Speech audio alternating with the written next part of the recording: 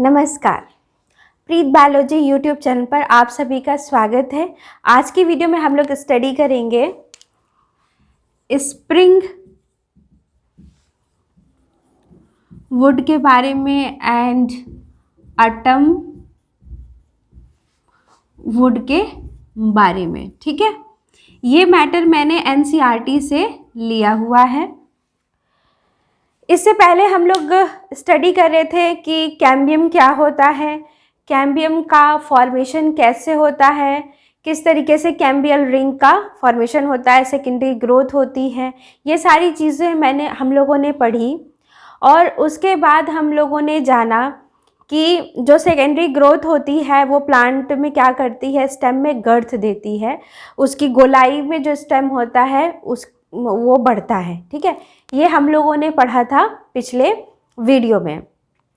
तो अब जब कैम्बियम बन गया, कैम्बियम रिंग बन गई, तो उसके बाद अब क्या होगा, कॉम्पैक्ट सेकेंडरी ग्रोथ के बाद क्या होगा, एक कॉम्पैक्ट मास बनेगा। ठीक है, किसका, सेकेंडरी जाइलम का, और जो है थोड़ा कम प्रोपोर्शन में रहेगा सेकेंडरी जाइलम की तुलना में सेकेंडरी फ्लोएम। ठीक है, ये हम लोगों ने जाना।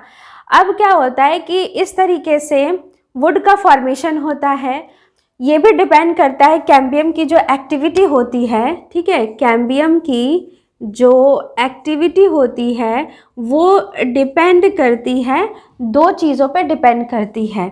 जो पहली जो चीज़ होती है वो होती है फिजियोलॉजिकल फैक्टर्स पे डिपेंड करती है इसकी एक्टिविटी, और दूसरी जो चीज़ होती है वो कौन सी होती है, एनवायरनमेंटल फैक्टर्स होते हैं। ठीक है, तो इन दो फैक्टर्स पे डिपेंड करता है कि कैम्बियम की एक्टिविटीज़ कैसी होंगी। ठीक है, पहले ये बात तो समझ में आ गई। सेकेंड पॉइंट क्या बताया गया है कि जो टेम्परेट रीजन होता है वहाँ पे जो क्लाइमेटिक कंडीशंस जो होती हैं वो एक जैसी नहीं होती हैं। ठीक है, किस रीज़न की बात की जा रही है, टेम्परेट रीजन की।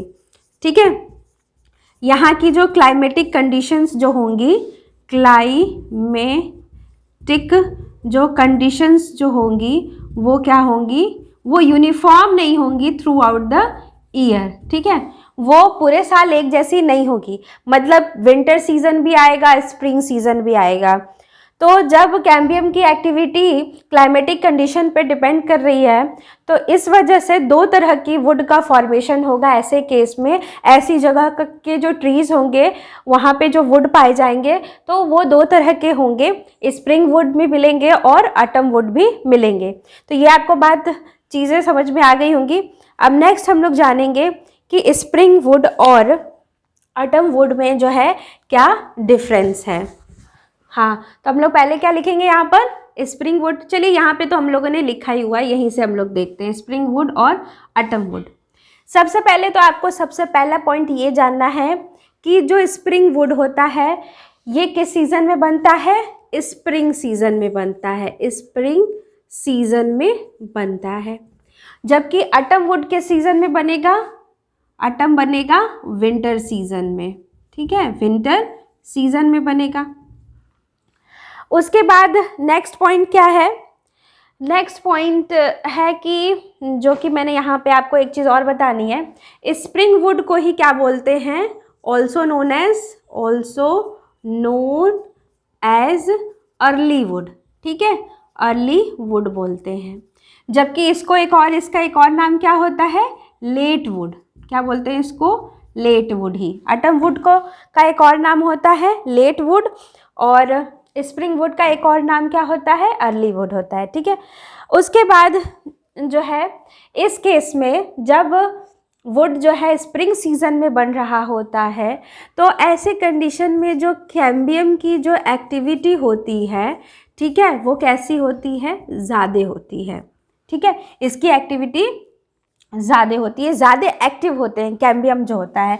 जबकि जब विंटर सीजन में वुड बन रहा है ऑटम वुड, तो ऐसे में जो कैम्बियम की जो एक्टिविटी होगी वो कैसी होगी, उतनी फास्ट नहीं होती है। ठीक है, थोड़ी लेस एक्टिव रहेगी। किसके कंपैरिजन में, स्प्रिंग वुड के कंपैरिजन में इसमें जो एक्टिविटी होगी ऑटम वुड में ठीक है, यानी विंटर सीजन में, तो वो क्या होगी, लेस एक्टिव होगी। उसके बाद नेक्स्ट पॉइंट है कि जब कैम्बियम ज़्यादा एक्टिव रहेगा तो आपको पता है कि यहाँ पे जो है ज़्यादा संख्या में, ठीक है, लार्ज जो है नंबर ऑफ क्या बनेंगे, जाइलरी एलिमेंट्स बनेंगे, ठीक है। जब जाइलरी एलिमेंट्स में आपने पढ़ा होगा कई तरह के एलिमेंट्स होते हैं, उसमें एक एलिमेंट आपने ये भी पढ़ा होगा, वेसल्स होते हैं, ठीक है। तो वेसल्स यहाँ पे ज़्यादा होंगे और ये वेसल्स की बात क्या होगी, जब जाइलरी एलिमेंट्स ज़्यादा हैं तो वेसल्स भी ज़्यादा होंगे। अब जब वेसल्स ज़्यादा होंगे तो वेसल्स जब आपने पढ़ा होगा तो इनके पास कैविटी होती है और इनकी कैविटी क्या होगी, वाइडर होगी, ठीक है, वाइडर कैविटीज़ होंगी, किसकी, वेसल्स की। आपने ऐसे पढ़ा होगा ना, ऐसे करके एनसीईआरटी में ही जब आपने जाइलम एलिमेंट्स के देखा था, तो ये थोड़ी चौड़ी होती है, कैविटी ज़्यादा पाई जाती हैं। जबकि इस केस में क्या है, ये फोर्थ है पॉइंट, यहाँ भी फोर्थ पॉइंट है। जबकि यहाँ पे जो जाइलरी जो होंगे एलिमेंट्स होंगे वो कैसे होंगे, फ्यूअर होंगे, कैसे होंगे, फ्यूअर जाइलरी एलिमेंट्स होंगे, जाइलरी एलिमेंट्स होंगे। अब जब जाइलरी एलिमेंट्स भी कम है, साथ ही साथ यहाँ की जो कैविटीज़ होंगी इतनी वाइडर नहीं होंगी जितनी इस सीज़न में बनेंगी। यहाँ पे वेसल्स की जो कैविटी होंगी वो कैसी होंगी, थोड़ी नैरो वेसल्स होंगे, ठीक है, कैसे होंगे, नैरो वेसल्स होंगे। ये 4 पॉइंट्स हो गए। फिफ्थ पॉइंट क्या है कि इनके कलर में भी फर्क पाया जाता है।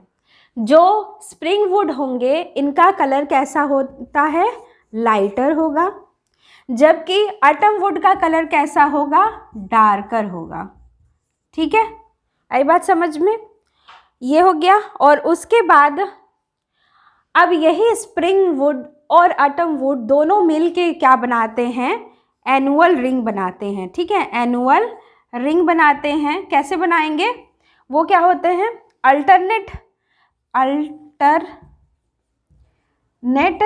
कॉन्सेंट्रिक रिंग्स बनाते हैं। मतलब एक साल में देखेंगे एक बार स्प्रिंग वुड बनेगा, ऑटम वुड बनेगा, फिर नेक्स्ट ईयर भी बनेगा। और इसी रिंग को हम लोग काउंट करके हम लोग क्या करते हैं, एज जो होता है, एज ऑफ द ट्री का जो एज होता है उसको हम लोग पता लगा लेते हैं, ठीक है। तो इतनी ही चीज़ें थी, बस इतना ही पॉइंट था, इसको आप लोग याद रखिएगा। नेक्स्ट वीडियो में हम लोग पढ़ेंगे हार्टवुड और सैपवुड के बारे में। वीडियो पसंद आई तो इसे लाइक ज़रूर कीजिएगा, शेयर ज़रूर कीजिएगा, सब्सक्राइब नहीं किया है तो सब्सक्राइब भी ज़रूर कीजिएगा। और इस वीडियो को देखने का आप सभी का बहुत बहुत धन्यवाद। Bye bye.